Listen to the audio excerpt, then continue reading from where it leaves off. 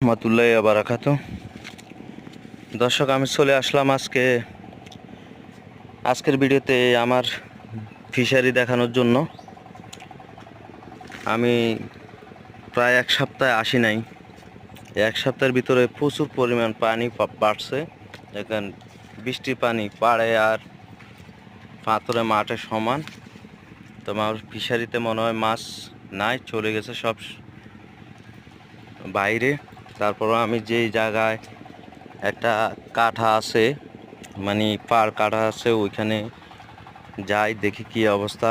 আসলে এখানেও আসলাম, দেখতেছি পরিস্থিতি তেমন ভালো নাই। যেমন দুই দিক দিয়ে খালি। আমার মনে হয় মাছ চলে গেছে বাইরে। এখান দিয়ে যাওয়ার লাইন আছে। এখানে সামনে আছে কচু গাছ, সৈয়দ আহমেদ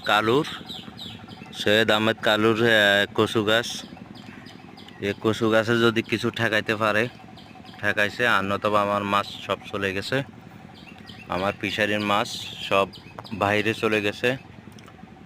প্রচুর পরিমাণ পানি মাঠে পাথরে। দেখেন, আমি চেষ্টা করি প্রত্যেকটা জিনিস, প্রত্যেকটা এই প্রবাসী ভাইদের উদ্দেশ্যে বলছি, ওনাদেরকে দেশের গাছগাছরা এবং চিত্র দেখানোর জন্য আমি দেখানোর চেষ্টা করি।